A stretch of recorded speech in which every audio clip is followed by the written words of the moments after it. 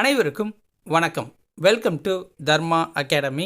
இந்த வீடியோவில் நம்ம பார்க்க போகிறது பொது தமிழில் உவமை தொடர்களும் அதனுடைய பொருள் அப்படிங்கிற டாப்பிக்லேருந்து தான் பார்ட் 2 வீடியோ பார்க்க போகிறோம். ஆல்ரெடி இதற்குண்டான பார்ட் 1 நம்ம போட்டிருக்கோம். அதை பார்க்கல அப்படின்னா நம்ம சேனலோட பிளேலிஸ்ட்டில் போய் செக் பண்ணி பாருங்கள்.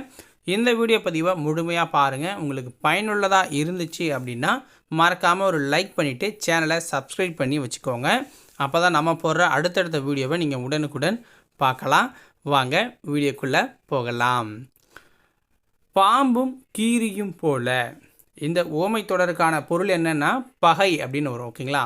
ஏன்டா பாம்பும் கீரியும் போல் அடிச்சுக்கிட்டு இருக்கீங்க எப்போ பார்த்தாலும் அப்படின்னு கேட்பாங்க. ஓகேங்களா? எப்போ பார்த்தாலும் முறைச்சிக்கிட்டே இருக்கிறது, பகையாகவே இருக்கிறது அப்படிங்கிறது பொருளாக வரும். உள்ளங்கை நெல்லிக்கனி போல, அதாவது தெளிவு. உள்ளங்கையில் இருக்கிற நெல்லிக்கனியை நம்ம தெளிவாக பார்க்கலாம். ஓகேங்களா? ஸோ அது மாதிரி தெளிவாக பார்க்குற ஒரு பொருள் அப்படிங்கிற ஒரு பொருளில் வந்துடும். இலவு காத்த கிளி போல், இது ஏமாற்றத்தை குறிக்கும்.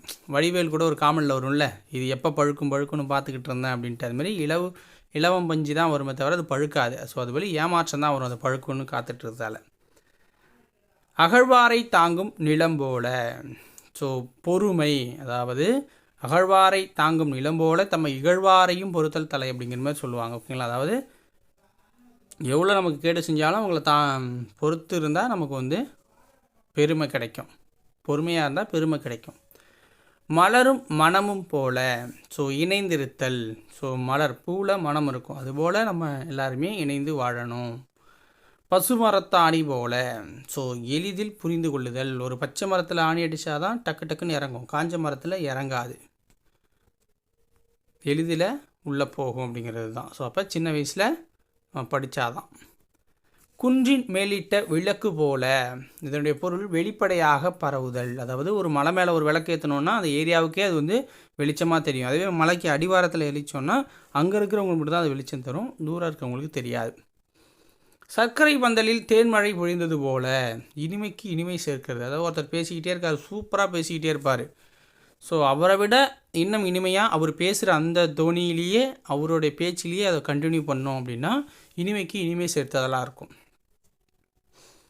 ஏன்னா இப்போ ஒரு ஃபங்க்ஷன் நடக்குதுன்னா அதுவே சந்தோஷமான விஷயம். அந்த ஃபங்க்ஷன்லேயே இன்னும் கலகலப்பாக சில விஷயங்கள் நடந்துச்சுன்னா அது தேன்மழை பொழிந்தது போல் இருக்கும். கடலில் கரைத்த பெருங்காயம் போல. வீணானதல் பயனற்று போதல். இப்போ பயனற்று போதல் அப்படின்னா என்னென்னா, கடலில் போய் பெருங்காயத்தை கரைச்சோன்னா அது டேஸ்ட் இருக்குமா? இப்போ ஒரு சட்டியில் இருக்கிற குழம்புல பெருங்காயத்தை போட்டால் டேஸ்ட்டு கொடுக்கும். கடல் எவ்வளோ பெருசு, அது மாதிரி ஒருத்தருக்கு ஹெல்ப் பண்ணுறீங்க அப்படின்னா பயன் இருக்கணும். அதாவது ஒரு கஷ்டப்படுறவங்களுக்கோ ஒரு அறிவாளி கஷ்டப்பட்டுட்டு இருப்பான், அவனுக்கு ஏதாவது தேவையானதை கொடுத்தீங்கன்னா அவன் டெவலப் ஆவான். தேவையானவங்களுக்கு கொடுக்கும்போது ஒரு குடிகாரனுக்கு கொடுக்குறதோ இல்லை ஒரு வீண் செலவாளிக்கு கொடுக்குறதோ வீணாக தான் போகும். ஓகேவா? பூவுடன் சேர்ந்த நாரும் மணப்பது போல. ஸோ பூவுடன் சேர்ந்த நாரும் அப்படின்னா என்னென்னா, பூ அதில் அந்த கயிறு கட்டியிருப்பாங்க, அதுவும் மணக்கும். ஸோ அதுமாரி நல்லவர் நட்பு வச்சுருந்தோம் அப்படின்னா அவர் நல்லவராக இருந்தால் நம்மளையும் பெருமைப்படுத்துவாங்க, நம்ம நல்லவராக இருந்தால் அவரையும் பெருமைப்படுத்துவாங்க. காற்றுள்ள போதே தூற்றிக்கொள். வாய்ப்பை பயன்படுத்தணும். ஸோ உங்ககிட்ட என்ன கிடைக்குதோ அதை வச்சு பயன்படுத்தி சக்ஸஸ் பண்ணணும். ஓகேங்களா? அதை விட்டுட்டு இப்போ பண்ணால் தப்பாக இருக்குமோ அப்படின்ட்டு அந்த வாய்ப்பு போனதுக்கப்புறம் யோசிச்சுக்கிட்டே இருக்கக்கூடாது. சுடர் விளக்காயினும் தூண்டுகோள் வேண்டும். ஊக்கப்படுத்துதல். அதாவது எவ்வளோ பெரிய ஆளாக இருந்தாலும், எவ்வளோ அறிவாளியாக இருந்தாலும் அவனை ஊக்கப்படுத்துறதுக்கு ஒரு ஆள் தேவை. மட்டம் தட்டிக்கிட்டே இருந்தோம் அப்படின்னா அவன் டவுனாக தான் போவான். அகத்தின் அழகு முகத்தில் தெரியும். ஸோ வெளிப்பாடு. ஸோ நீ யார் அப்படிங்கிறத உன் அகத்தில் இருக்க அழகு உன் முகத்தில் தான் தெரியும். நீ உள்ளத்தில் எவ்வளோ நல்லவனாக இருக்கியோ அல்லது கெட்டவனாக இருக்கியோ அது எல்லாமே உன் முகத்தில் தெரிஞ்சு போகும். அளவுக்கு மிஞ்சினா அமிர்தமும் நஞ்சு. இது பேராசை. கந்தன் வாத்து வளர்த்த கதை தான், தங்க முட்டை போடுற வாத்து வளர்ப்பான், அது மாதிரி தான்.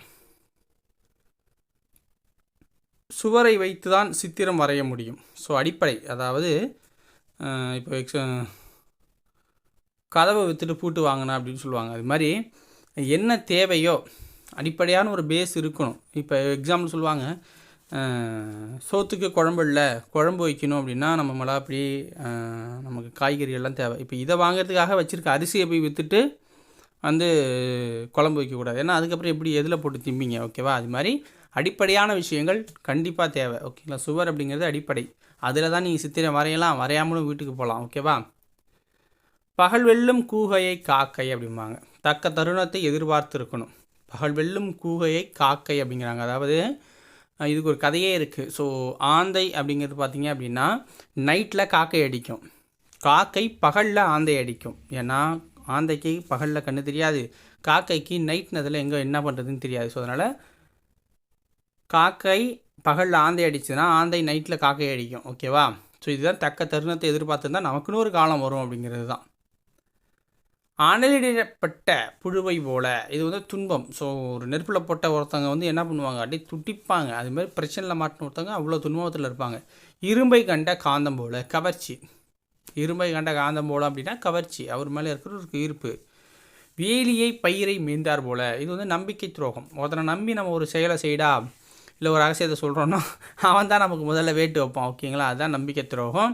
ஒருத்தனுக்கு நம்ம ஹெல்ப் பண்ணுவோம், அவன் நமக்கு வேலை பார்த்து விட்டு அதுக்கே நம்ம நக்கல் பண்ணுவான். முதலை கண்ணீர். ஸோ இது வந்து பொய் அழுகை அப்படின்னு சொல்லுவாங்க, முதலை கண்ணீர். ஸோ டக்குன்னு பேசும்போதே முதல்ல கண்ணீரை விட்டுருவான், அதான் முதலை கண்ணீர். முதலை கண்ணீர் விடாது. ஓகேவா? ஏட்டுச் சுரக்காய் கறிவுக்கு உதவாது. ஏட்டுச் சுரக்காய் கறிவுக்கு உதவாது அப்படின்னா பட்டறிவு இல்லாத படிப்பறிவு அப்படின்னா. ஏட்டுச் சுரக்காய் அப்படின்னா ஒரு பாடத்தில் இருக்குது. ஸோ இந்த பொருளை இப்படி கலக்கணும், இந்த பொருளை இப்படி கலக்கணும், இந்த பொருளை இப்படி கலந்தால் சுவை வரும் அப்படின்னு இருக்கும். ஓகேங்களா? அதே மாதிரி நம்ம செஞ்சோன்னா சுவை வராது. ஸோ இந்த பொருளை கலக்கிறது இல்லாமல் அது எந்த பருவத்தில் கலக்கணும், எந்த சீசனுக்கு ஏற்ற மாதிரி ஒன்று இருக்குது, அந்த சீசனில் அந்த காய் எவ்வளோ டேஸ்ட்டாக இருக்குது. ஸோ இதெல்லாமே வந்து பார்த்திங்க அப்படின்னா நமக்கு வந்து பட்டறிவில் தான் வரும். புரியுதா? படிப்பறிவில் ஜஸ்ட்டு என்ன செய்யணும்னு இருக்கும், பட்டறிவில் தான் உங்களுக்கு வந்து எப்படி செய்யணும்னு இருக்கும், தோணும். எடுப்பார் கைப்பிள்ளை. தன் சிந்தனையின்றி சொல்பவர் பேச்சை கேட்டு நடப்பவர் தான் எடுப்பார் கைப்பிள்ளை. ஸோ என்ன அடுத்தவங்க சொன்னாலும் அப்படியே கேட்குறவங்க. மழை காணா பயிர் போல். மழை காணா பயிர் போல் இது வந்து வாடி இருக்கிறது. ஸோ அம்மாவை இல்லாமல் பிள்ளைங்க வந்து பார்த்திங்கன்னா அப்படியே வாடி போயிடுவாங்க. ஸ்கூலுக்கு போயிட்டு வருவாங்க. பார்த்திங்கன்னா அம்மா இல்லைன்னா ரொம்ப டயர்டாவாங்க, இல்லை பொண்டாட்டி இல்லைன்னா நீங்கள் டயர்டாவீங்க, புருஷன் இல்லைன்னா நீங்கள் டயர்டாவீங்க. அது மாதிரி தான். வாழையடி வாழையாக. ஸோ பரம்பரையாக அப்படின்னு சொல்லுவாங்க. வாழையடி வாழையாக. ஒரு வாழையை வச்சுட்டோன்னா வாழையாக வந்துக்கிட்டே இருக்கும், பரம்பரையாக போயிட்டுருக்கும். ஆனால் ஒரு குறிப்பிட்ட சீசனுக்கு அப்புறம் அந்த வாழை குன்றி போகும். கயிறு திரித்தல். ஸோ ஒரு பொய் கூறுதல். அதாவது கயிறு திரித்தல்னால் நீ ரொம்ப திரிச்சு கூறாத அப்படின்னு சொல்லுவோம்ல. நம்ம ஒன்று சொல்லுவோம், அதை எக்ஸ்டெண்ட் பண்ணி மசாலா போட்டு இன்னொருத்தவங்க சொல்லுவான், அவன் இன்னொரு மசாலா போட்டு அவன் சொல்லுவான். அதுமாதிரி கயிறு திரிச்சிக்கிட்டே போயிட்டுருப்பாங்க, நீட்டாக போகும் பொய். ஓகேவா? தான் பொய் கூறுதல் தான் கயிறு திரித்தல் அப்படிங்கிறது. ஸோ இதோட இந்த வீடியோ பதிவு முடியுது. உங்களுக்கு வீடியோ பிடிச்சிருந்தா ஒரு லைக்கை போட்டுவிட்டு சேனலை சப்ஸ்கிரைப் பண்ணி வச்சுக்கோங்க. அப்போ தான் நம்ம போடுற அடுத்தடுத்த வீடியோக்களை நீங்கள் தொடர்ந்து பார்க்கலாம். நன்றி, வணக்கம்.